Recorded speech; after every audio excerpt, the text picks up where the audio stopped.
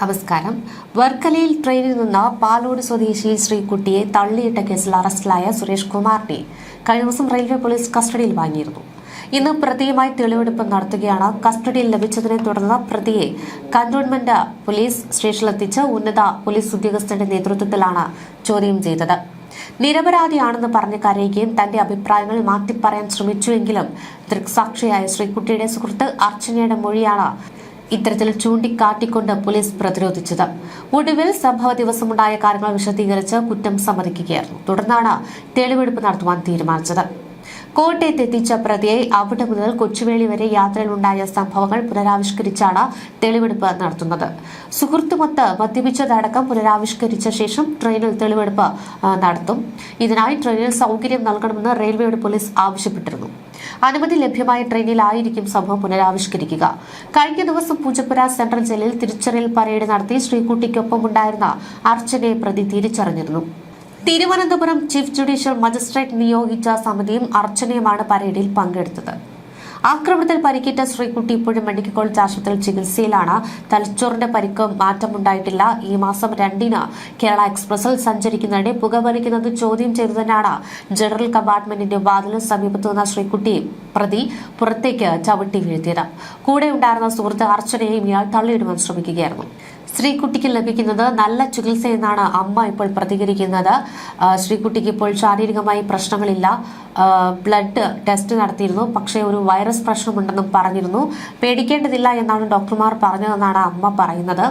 Antibiotic ഒക്കെ നൽകുന്നുണ്ട്. മുറിവുകളൊക്കെ കരിഞ്ഞു തുടങ്ങി. വെന്റിലേറ്ററിൽ തുടരുന്നുവെങ്കിലും സ്വന്തമായി ശ്വാസമെടുക്കുന്ന നിലയിലേക്ക് ശ്രീകുട്ടിയുടെ നില പുരോഗമിച്ചിരിക്കുകയാണ്. പുലർച്ചെ കണ്ടപ്പോൾ ഒരു ചെറിയ ചുമയൊക്കെ വന്നിരുന്നു. ഞരമ്പുകളൊക്കെ വലിഞ്ഞിരിക്കുകയാണ്. അതുകൊണ്ട് മരുന്നുകൾ കൊണ്ടൊന്നും മാറില്ല. സമയമെടുത്ത് അത് സ്വന്തമായി തന്നെ മാറേണ്ടി വരും. CT സ്കാനൊക്കെ എടുത്തിരുന്നു. പക്ഷെ ഇപ്പോൾ നിലവിൽ പ്രശ്നമായി തോന്നുന്നത് ഉണർവിലാണ്. അവൾ ഉണരേണ്ട സമയം കഴിഞ്ഞു. അതാണ് തനിക്ക് കൂടുതൽ ടെൻഷനായി തോന്നുന്നത്. ഡോക്ടർമാരുടെ പ്രവൃത്തിയോട് അഗാധമായി നന്ദിയുണ്ട് എന്നാണ് അമ്മ പറയുന്നത്. എന്തായാലും ശുഭലക്ഷണം തന്നെയാണ് കാണുന്നത്. ഓരോ മനുഷ്യരും ആത്മാർത്ഥമായി തന്നെ ശ്രീകുട്ടിയുടെ തിരിച്ചുവരവിന് വേണ്ടി പ്രാർത്ഥിക്കുകയാണ്. എന്നാൽ ഇതിനിടയിൽ തന്നെ ആ ചുവന്ന ഷർട്ടുകാരനെ ഇതുവരെ കണ്ടെത്താൻ കഴിഞ്ഞിട്ടില്ല. സാമ്യമുള്ള 2 പേരെ കണ്ടതായ ഫോൺ സന്ദേശങ്ങളൊക്കെ ലഭിച്ചെങ്കിലും വ്യക്തമായ തിരിച്ചറിവ് അല്ലെങ്കിൽ തെളിവുകളോ ലഭിച്ചിട്ടില്ല. കേസിൽ സാക്ഷിയാകേണ്ടി വരുമെന്ന ഭയത്താലാകാം ഇയാൾ ഒളിച്ചിരിക്കുന്നത് എന്നാണ് പോലീസ് സംശയിക്കുന്നത്. 1 വർഷം മുൻപ് വിവാഹിതയായ ശ്രീകുട്ടി ഭർത്താവിനെ കണ്ട് തിരികെ മടങ്ങി വരുമ്പോഴാണ് ഇത്തരത്തിൽ ആക്രമണത്തിനിരയായത്. ചുവപ്പ് ഷർട്ടുകാരൻ ഇടപെട്ടില്ലായിരുന്നുവെങ്കിൽ 2 പെൺകുട്ടികളെയും സുരേഷ് കുമാർ ചവിട്ടി പുറത്തിടുകയായിരുന്നുവെന്നും കുറ്റകൃത്യം ആരും അറിയാതെ പോകുമായിരുന്നുവെന്നുമാണ് പോലീസ് പറഞ്ഞത്. യുവാവ് അർച്ചനയെ രക്ഷപ്പെടുത്തുകയും പ്രതിയെ കീഴ്പ്പെടുത്തുകയും ചെയ്തതുകൊണ്ടാണ് ഈ ശ്രീകുട്ടി തെറിച്ചു വീണ വിവരം മറ്റുള്ളവർ അറിഞ്ഞതും ആശുപത്രിയിൽ എത്തിക്കുവാൻ കഴിഞ്ഞതും. ഈ പ്രതി സുരേഷ് കുമാറിനൊപ്പം യാത്ര ചെയ്ത ആളെയും പോലീസ് കണ്ടെത്തിയിരുന്നു. വെള്ളറട സ്വദേശി ലാലുവാണ് സുരേഷിനൊപ്പം കോട്ടയത്തെ ബാറിൽ മദ്യപിച്ച ശേഷം കേരള എക്സ്പ്രസിൽ യാത്ര ചെയ്തിരുന്നത്. ഇയാൾക്ക് ഈ ഒരു കുറ്റകൃത്യത്തിൽ പങ്കുള്ളതായി തെളിവില്ലാത്തതുകൊണ്ട് തന്നെ സാക്ഷിയാക്കുമെന്നാണ് പോലീസ് പറഞ്ഞത്. എന്തായിരുന്നാലും തീവ്രപരിചരണ വിഭാഗത്തിലെ മെന്റലിന്റെ സഹായത്തോടെ ചികിത്സയിലായിരുന്ന ശ്രീകുട്ടിയുടെ നിലയൊക്കെ പതിയെ മാറി തുടങ്ങിയിരിക്കുകയാണ്. ഒരു പുരോഗതിയൊക്കെ ഇപ്പോൾ വരുന്നുണ്ട്.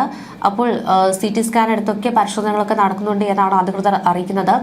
പ്രതീക്ഷിച്ച ഉണർവ് ശ്രീകുട്ടിയിൽ ഉണ്ടാകുന്നില്ല എന്നതാണ് ഈ വിദഗ്ധരെയൊക്കെ ആശങ്കപ്പെടുത്തുന്നത്. വീഴ്ചയുടെ ആഘാതത്തിൽ തലച്ചോറിൽ ആക്സോണൽ ഇഞ്ചുറി ഉണ്ടായെന്നാണ് ഡോക്ടർമാർ വിലയിരുത്തുന്നത്.